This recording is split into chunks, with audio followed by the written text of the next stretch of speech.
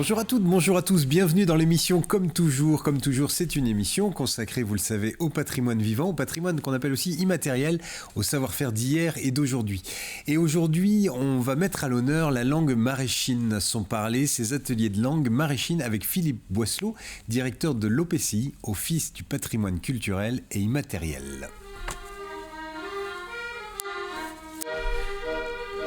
Oui, aujourd'hui, mettons à l'honneur la langue maraîchine et tiens, plus généralement, les langues maternelles. Pour faire le lien avec notre cuisinier Jean-Pierre Pouvreau, je dirais que la langue est au parler ce que la sauce au manger, au bon parler comme au bon manger.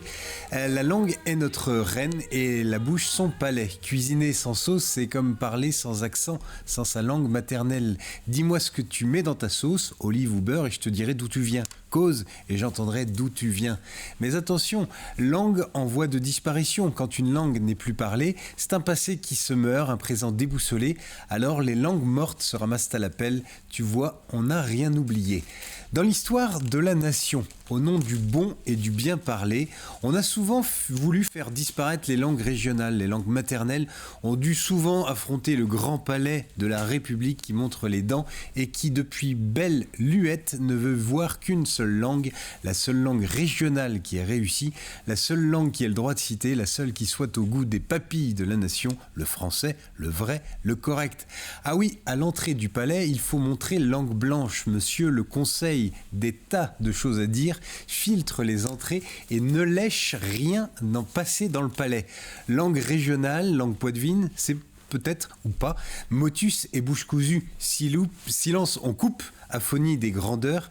Qui êtes-vous? Langue celtique, sceptique, Languedoc, pas dac, non, pas toi, allez, oust, à la jaille, va te faire parler ailleurs. C'est ça, va te plaindre à la commissure des lèvres européennes. Ici, les mauvaises langues, on les traduit en justice uniquement. Eh bien, il en a été longtemps ainsi pour le maraîchin. Langue méprisée, on se faisait taper sur les doigts quand on la causait. Heureusement, il est des associations de culture et d'éducation populaire comme Art Expo, l'OPCI, ou alors on peut aussi citer la Soulaire, pour ne citer qu'elle, qui n'ont de cesse de mettre en valeur ces langues, ces patrimoines. Qu'en est-il du maraîchin? Quelle spécificité linguistique derrière cette langue qui la cause aujourd'hui et comment on l'apprend? Est-elle en voie de disparition? Pas si sûr. Autant de questions que nous allons poser à notre invité Philippe Boisselot, directeur de l'OPCI. Bonjour Philippe. Bonjour. Soyez le bienvenu. Merci. On est très heureux. Alors on va parler maraîchin toute l'émission. C'est parti. Ah, c'est parti. J'ai du mal, je suis un bouquin d'origine. D'ailleurs, oui, moi je parle plutôt le sud de Vendée, donc est-ce que je sais pas si non, c'est pas la même chose. Ah ben non. Bon, ben voilà, puis c'est ça qui est ça. Bonjour les Jean-Pierre. Bonjour Jérôme. Vous parlez maraîchin, Jean-Pierre? Un petit de même. Même. Comment se passe? Oui. Il essaye. Mon grand-père parlait maraîchin, ma grand-mère aussi. Bon. Oui. Eh ben tiens, aujourd'hui dans votre chronique, il faudra utiliser le mot zir. Le mot zir. Et puis garrocher. Ah, puis garrocher, ben il ouais. Et puis pour Jean-Pierre Bertrand, tiens, grouaille, et puis quoi allez, un autre. Philippe, donnez-moi un nom qu'il faudrait qu'il utilise. Jean-Pierre? Ouais. La cuillère pile-pote? Ben, vous voyez, alors vous avez dans vos chroniques, on entendra ces mots-là. C'est parti, je vois que Jean-Pierre les note. Voilà. Jean-Pierre Pouvreau, vous nous présentez quoi aujourd'hui? Ah ben, c'est l'événement de la galette des rois. Alors la galette des rois, c'est une tradition qui est très très vieille au niveau de la France et des pays européens en général. Et donc ça se passe le jour de l'Épiphénie, le jour où les rois mages sont venus voir le petit Jésus, l'enfant Jésus. Donc c'est des traditions chrétiennes. Très bien. Voilà, la galette des rois. Il manque les couronnes. C'est ça qui sera le roi. Voilà, alors ça va être une surprise. That is the question. Et Jean-Pierre Bertrand, alors là, j'imagine que c'est un sujet où il y a matière. Ben, il y a matière, il y aurait un pléthore. Oui, j'imagine. Et en gros, j'ai toujours fait en sorte d'enregistrer des autochtones dans leur langue. Ouais. Pour moi-même l'apprendre déjà, oui, mais aussi parce que les gens ne sont plus à l'aise. Ouais. Mais là, j'ai choisi deux personnes qui ont utilisé leur langue pour faire comme toi, compter. Raconter des donc histoires. on entendra Hervé Quentin et Michel Rabalan. Ah oui, d'accord, très bien. Eh ben, on écoute ça dans un instant.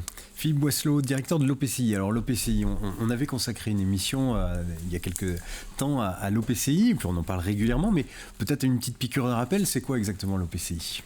Nous sommes une association Ouais. spécialisée dans le patrimoine immatériel, donc l'oralité, les savoirs, les savoir-faire locaux, Ouais. ce qui est constitutif des cultures locales, Ouais. et effectivement ce que l'UNESCO appelle depuis 2003 le patrimoine culturel immatériel. Matériel. Donc nous menons des activités d'inventaire, Ouais. de documentation, d'archivistique, et puis d'ingénierie culturelle. Nous accompagnons les territoires et les collectivités, associations ouais. dans la mise en œuvre et dans la prise en compte du patrimoine immatériel. Et alors, dans l'émission donc, de l'OPCI, il y a des ateliers de langue maraîchine, c'est ça ? Oui, nous avons lancé ça il y a fin d'année, mi-novembre pour être Ouais, précis, d'accord. le 17 Donc novembre c'est exactement, assez récent. à Salertaine, voilà.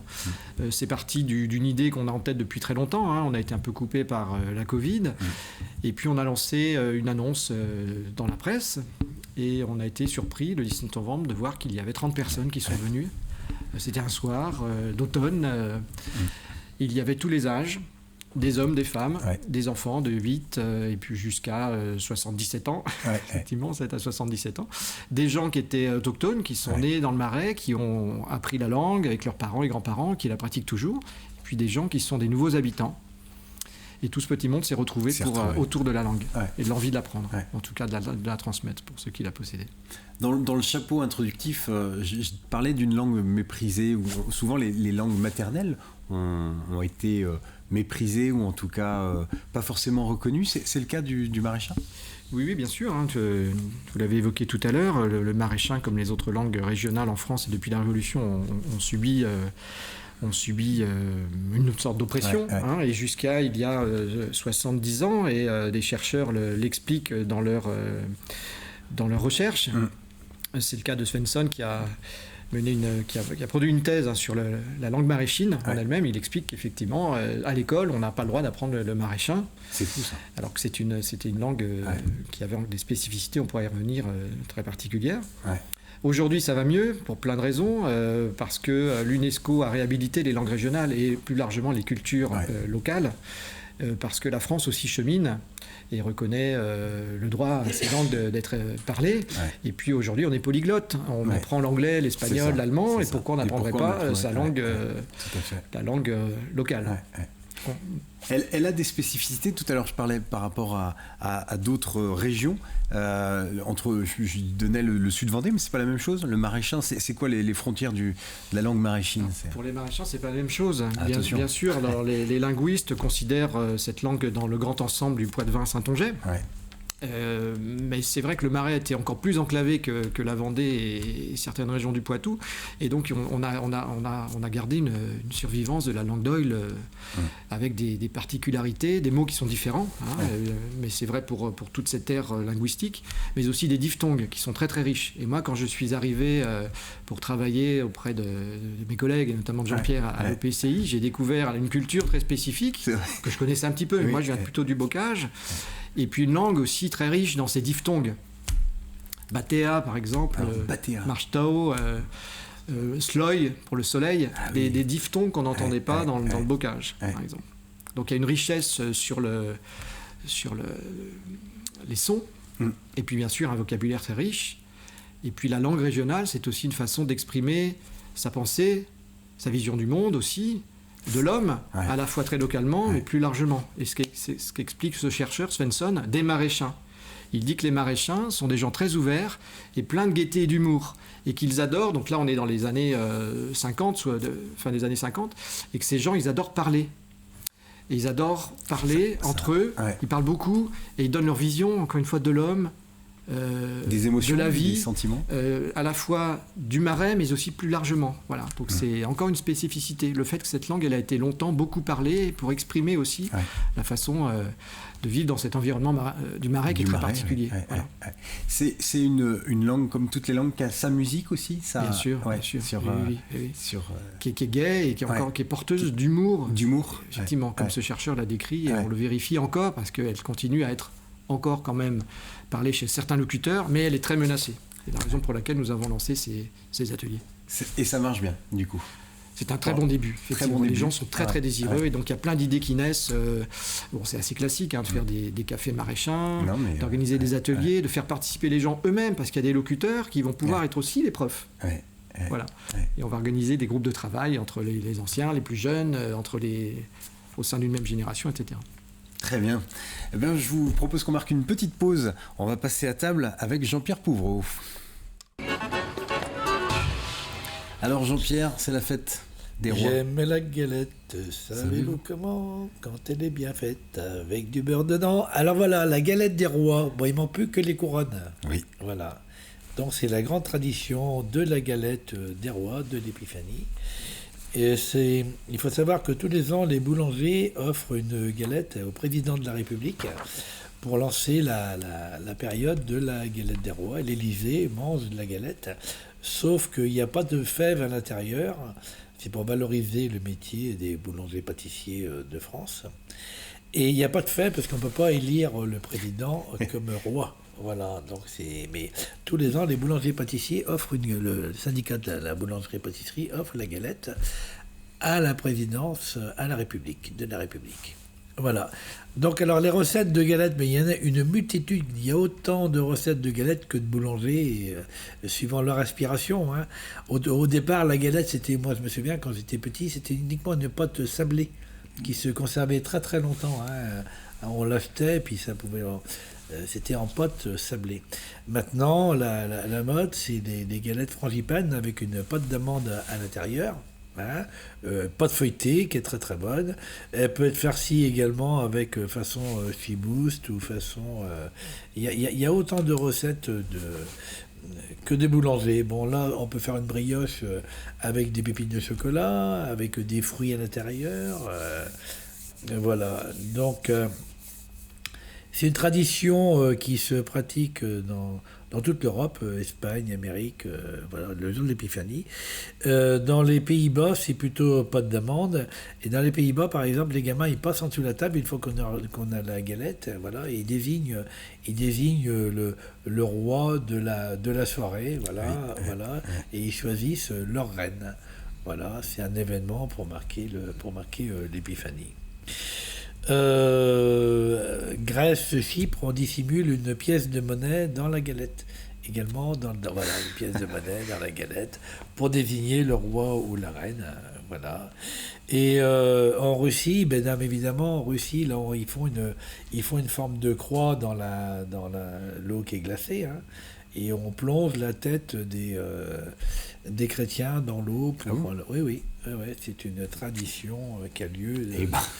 Il faut se baigner 3 fois comme la Sainte Trinité, le Père, le Fils et le Saint-Esprit. Le shampoing est à chaleur. Le shampoing est à chaleur.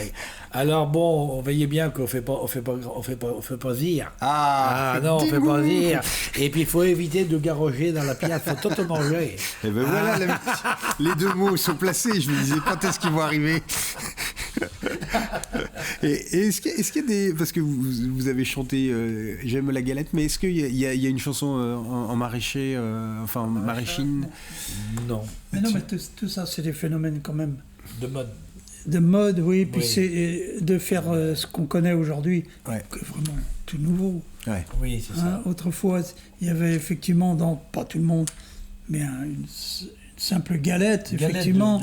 Pas de sablé, qui était très sèche. Il n'y avait pas tout ce qu'on voit aujourd'hui, on a déploiement. Une seule chanson qui est liée, une chanson de tradition orale, qui est liée au roi mage. Une. Ah oui, je connais pas. Recueillie en Vendée, une seule. Une seule. Ah oui. Non, c'est... tout ça, c'est... Enfin, beaucoup de ces choses-là, c'est des choses qui ont été remises en route par des grandes organisations comme les syndicats, pour ceci, cela, pour que les métiers...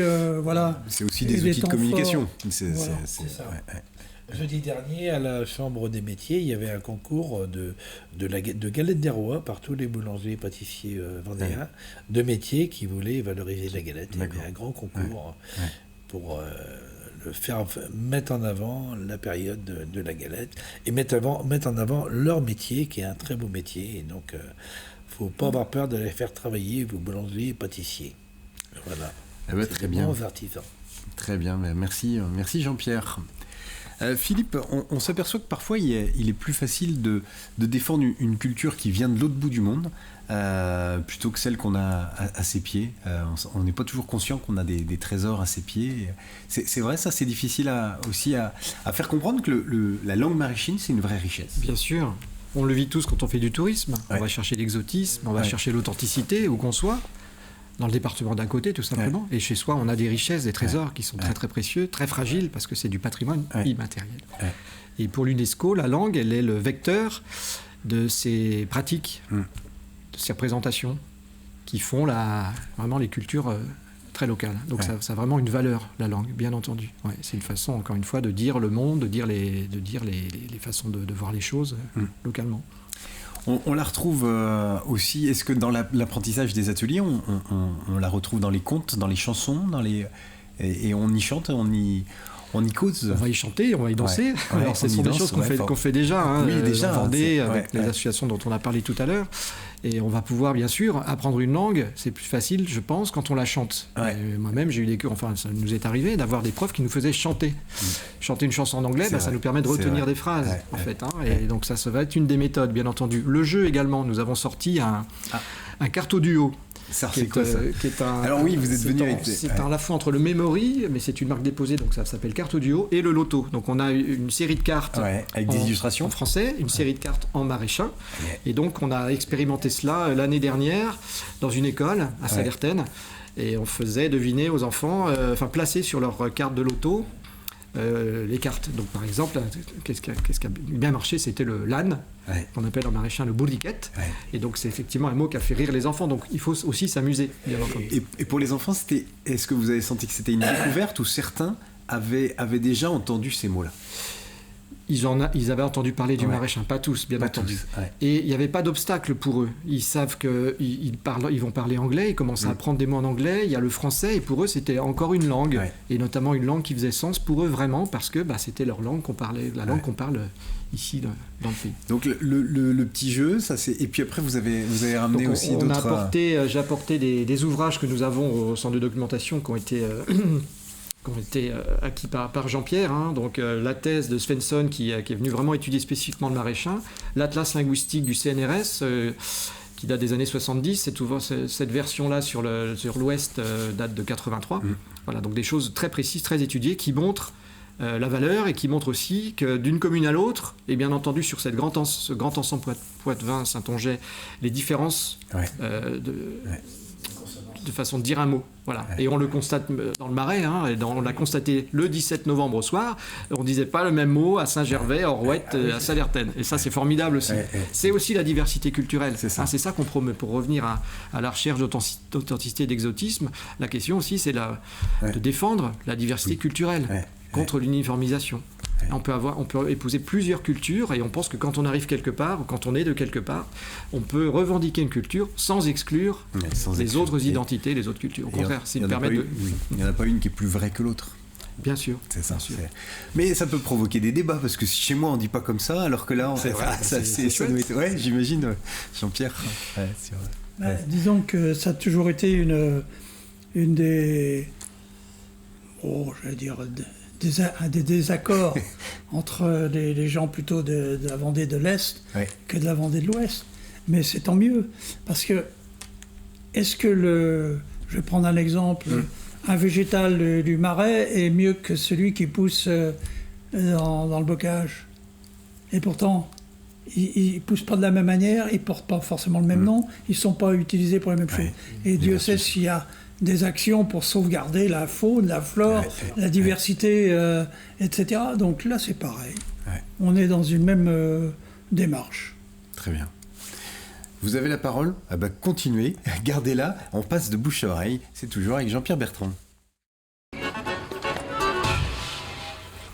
On va commencer par une soirée qui s'était déroulée à la Gaubretière, autour du conte.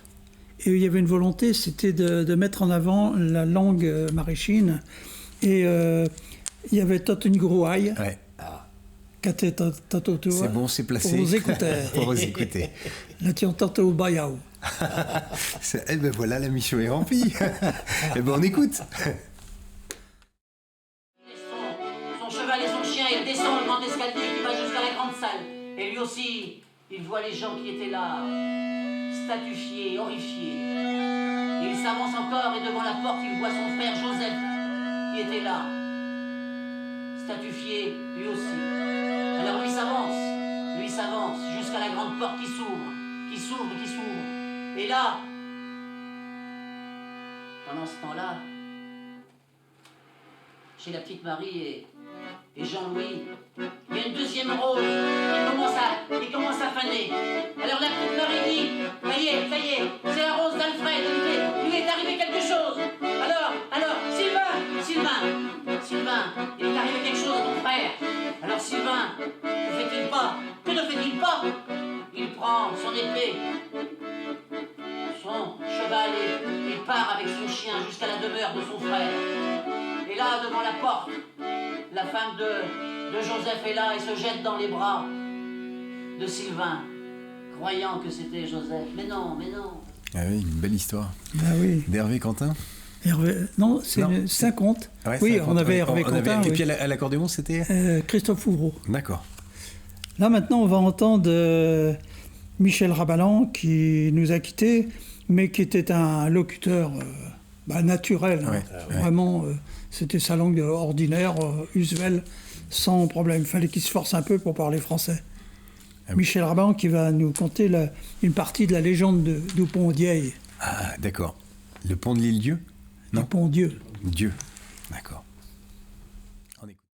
Je vais vous parler de la légende du pont Dieille. Adamulatche, il y a 2 années, un mot, Nouma Saint-Martin, a taju l'idée d'évangéliser les maréchals. En commençant, Adam le Yéfiran, Bédourvé. Mais petit à petit, l'arrivée à les amateurs, qui fut pas du temps perdu, t'as chez maréchal, mais j'y rend de vrais bons chrétiens. Voyant qu'elle n'avait pas fait un tour à Fazi, Saint-Martin en couvert un demi, tant d'un temps qu'elle était dans le pays, pour aller faire une viraille à l'île. Mais ouais, comment faire bien l'air? En goisant, vous l'avez rien tout danger. Peut-être qu'elle ne voulait pas se faire prendre, les hâbles ne savaient pas où balayer. Tous les matins, Saint-Martin allait voir si la mer n'avait pas des allots. Là, avait bail à réciter à son chapelet. L'île Vieille était 3 jours à la même endroit. C'est magnifique. Oui, c'est beau. Vraiment magnifique. C'est beau. Oui, c'est beau. C'est très chantant. Oui. Ouais. Et puis, il y a une vraie langue. Ouais. Oui. On a le sentiment parfois d'une aspiration des noms. Oui. C'est très difficile d'avoir toute une conversation en patois sans démousser, sans utiliser du français, quoi. Parce qu'on est moins habitué. Il faut une sacrée habitude pour faire ce qu'il faisait, et puis sortir tout un conte comme ça en patois, c'est pas évident. Ah oui, non, c'est Ouvre la tote, là qui appuie le pote. Voilà. Merci bien. Merci Jean-Pierre. Philippe, 5 bonnes raisons d'apprendre le maraîchat. 5 bonnes raisons. Ouais. Première raison, entretenir le patrimoine. Ouais. C'est un patrimoine, c'est un héritage. Et au même titre qu'on entretient le lavoir, l'église et un bâtiment, eh bien on doit entretenir aussi le patrimoine oral immatériel. Ouais. Deuxième raison, c'est rendre hommage aux anciens. Ouais. Ceux qui sont plus là et ceux qui sont encore là et qui possèdent cette langue. Voilà, c'est leur rendre hommage en perpétuant, encore une fois, cette façon de dire les choses qu'ils avaient, qu'ils ont encore ceux qui vivent. Et puis donc rendre hommage aussi à ces gens qui nous ont laissé des enregistrements. Oui. Et on parlait tout à l'heure des outils. Et bien parmi les outils, on a plus de 20 000 locutions maraîchines dites par des locuteurs de différentes communes qui vont servir à l'apprentissage. Et on a un bénévole, Claude Pinto, qui vient toutes les semaines nourrir de 150 nouvelles locutions cette base de données, la base de données RADO. Qui ne demande qu'à être exploitée, du coup. Bien entendu. Et là, on a une richesse pour transmettre, encore une fois. Donc, rendre hommage aux anciens. Ouais. La troisième raison, s'insérer dans une culture. Pour les habitants, c'est revendiquer leur identité, leur culture maraîchine. Et pour les nouveaux habitants, c'est se l'approprier. Découvrir à travers les mots, le bourriquette, la poule nord, etc., comment on disait et comment on peut toujours continuer à dire les choses. La galerie, par exemple. Ouais. Voilà, donc s'approprier une culture locale. Quatrième raison, s'amuser. Ben oui. Il faut s'amuser. Même. On a vu, c'est chantant, on a vu, c'est diphtongue, c'est une langue gaie, on a vu, c'était formidable. Ouais. d'entendre Michel. Eh bien, il faut s'amuser. Eh bien, on peut aller chez ses commerçants le matin, acheter son pain. Et puis dire... Marche-toi, comment va ta matane? Vreben, abetout. C'est amusant. Ouais. Et donc, c'est ce qu'il faut faire. Ça n'empêche pas de parler le français. On ne va pas opposer les langues, d'accord? Et puis, s'amuser, c'est aussi chanter. Et puis, retenir des expressions toutes faites, effectivement, un petit peu comme des proverbes. Ovlatot la pilpot, c'est magnifique. Le voit torjou chukchouz avoul kolaran. Alors, j'ai pas mis torjou, j'ai pas fait le J comme le faisait Michel. S'amuser. Et puis, s'amuser, c'est aussi rouler les airs.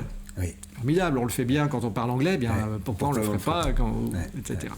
Et puis dernière raison, c'est pour promouvoir la diversité culturelle, lutter contre l'uniformisation. C'est ça, la massification. C'est ça, voir qu'on peut épouser plusieurs cultures, avoir plusieurs pratiques différentes, et puis c'est reconnaître aussi le droit à la différence et la différence de l'autre, et la valeur de chaque culture, de chaque différence. Et on le vit dans le Marais, puisqu'encore une fois, d'une commune à l'autre, on n'a pas la même façon de dire les mêmes mots.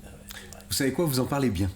Bon, merci beaucoup Philippe Wesseau, merci beaucoup. Merci les Jean-Pierre, c'est déjà l'heure de se quitter, mais on se quitte pour se dire à Bétoute. À Bétoute, et merci beaucoup Philippe. Au revoir, à bientôt. À Bétoute.